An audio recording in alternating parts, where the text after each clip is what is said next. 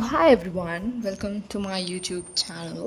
So இப்போது நம்ம இன்றைக்கி என்ன லேர்ன் பண்ணிக்க போகிறோம்னா about SQL. As we already இந்த இப்போ இருக்கக்கூடிய டெக்னிக்கல் வேர்டில் which is SQL is very much important.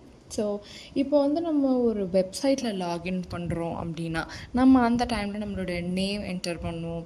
அதோட சம் ஆஃப் நம்மளுடைய டீட்டெயில்ஸ் நம்ம அதை கொடுப்போம். ஸோ அந்த மாதிரி கொடுக்குறப்போ நம்ம டீட்டெயில்ஸ் ஒரு டேபிளில் ஸ்டோர் பண்ணியிருக்கோம். ஸோ அதுதான் டேட்டா பேஸ் அப்படின்னு நம்ம சொல்லுவோம்.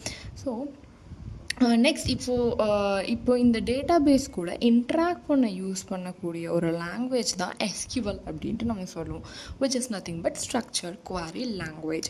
ஸோ இந்த லாங்குவேஜை யூஸ் பண்ணி நம்ம அந்த டேபிளை க்ரியேட் பண்ண முடியும், அப்டேட் பண்ண முடியும், டெலீட் பண்ணவும் முடியும், அந்த டேபிளில் நம்ம இன்னும் டீட்டெயில்ஸை ஆட் பண்ணவும் முடியும்.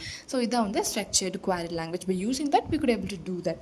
ஸோ இப்போ இந்த ஸ்ட்ரக்சர்டு குவரி லாங்குவேஜ் எதுக்குன்னா, by using this we could able to interact with the database. So இதில் அந்த டேட்டா அப்படின்றது என்னென்னா which is a raw fact which describes the attributes of an entity.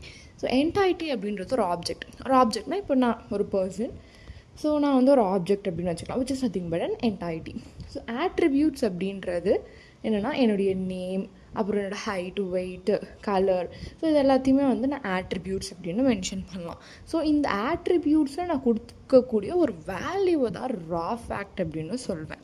So அதுதான் data is a raw fact which describes the attributes of an entity. So இப்போ நான் ஒரு என்டைட்டினா எனக்கு இருக்கக்கூடிய ஆட்ரிபியூட்ஸ் என்னென்னா நேம், ஹைட்டு, வெயிட்.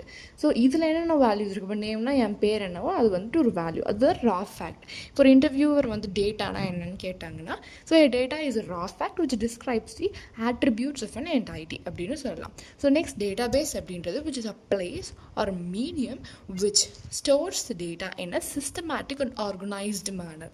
ஒரு நல்ல ஆர்கனைஸ்டு மேனரில் டேட்டாவை நம்மளால் டேட்டா பேஸில் ஸ்டோர் பண்ணிக்க முடியும். ஸோ அதனால் நம்ம பின்னாடி நம்ம அப்டேட் பண்ணுறதுக்கு, ஆட் பண்ணுறதுக்கு ரொம்ப ஈஸியாக இருக்கும். ஸோ அது மட்டும் இல்லாமல் நிறைய ஆப்ரேஷன்ஸ் நம்மளால இந்த டேட்டா பேஸில் பண்ண முடியும். ஸோ அதான் CRUD ஆப்ரேஷன்ஸ் அப்படின்னு நம்ம சொல்லுவோம், which is create, read, update, delete அப்படின்ட்டு.